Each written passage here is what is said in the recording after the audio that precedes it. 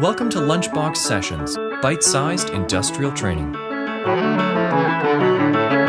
Hello, this is Carl from LunchboxSessions.com. Let's continue on from the video how to read load sense pump symbols and make some adjustments and watch what happens.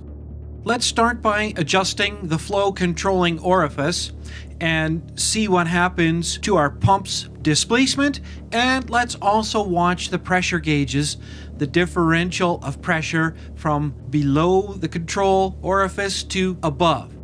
And so I'll move over to our control handle that allows us to close down on the flow controlling orifice, and we will see what happens. Watch the pump swash plate and watch the two pressure gauges. Here we go. Closing down a little bit, placing restriction. Were you expecting to see the pressure on the pump outlet line increase? Well, that's not what happens with a load sensing pump.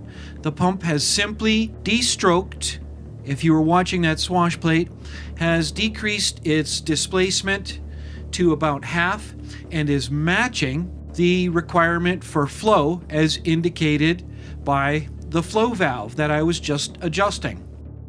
The reason pressure did not increase on the pump outlet gauge is that any minute pressure increase as the flow valve opening was decreased resulted in that outlet pressure being brought through the flow compensator and into the main control piston to decrease the displacement of the pump, to take the pump partially towards an off-stroke condition.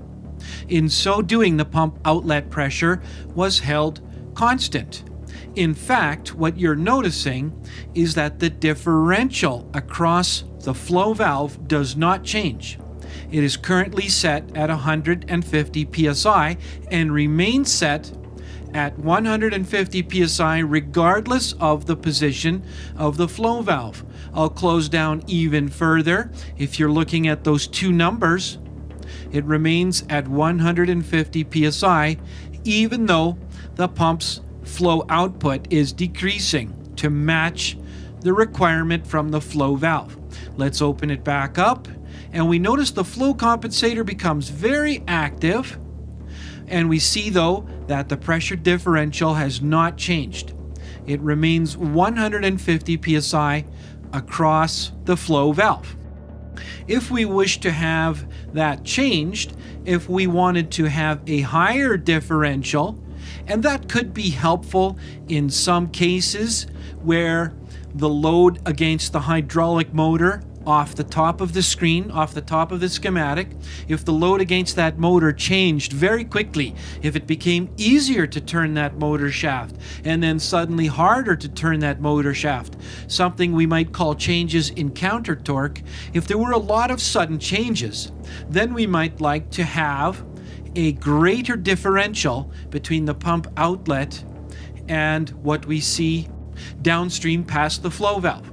In that case, we would turn up the setting on our flow compensator, and this is what is often referred to as increasing the margin pressure setting. So here I am adjusting it now.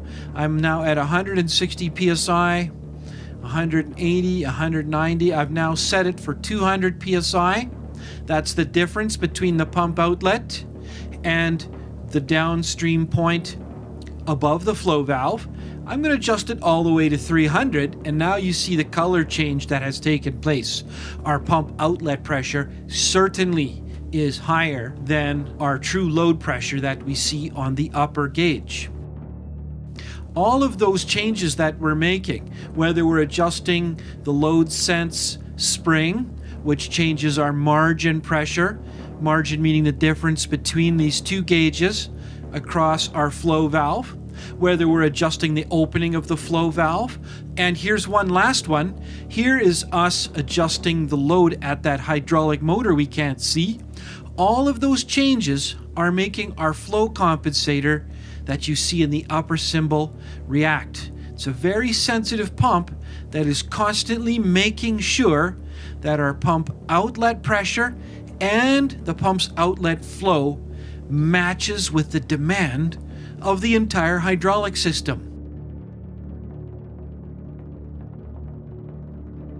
Let's just watch that flow compensator reacting as load sense pressure on that upper horizontal pilot line reports the true load pressure from the hydraulic motor that we can't see back to the pump. That flow compensator is very active, and you see from the symbol what it is you are supposed to understand about the reactions of that valve and the performance of the main control piston. That's all for this time. Thanks for watching. We have hundreds of interactive resources like this live schematic, so you can try out your wild ideas without blowing anything up. Get started at lunchboxsessions.com.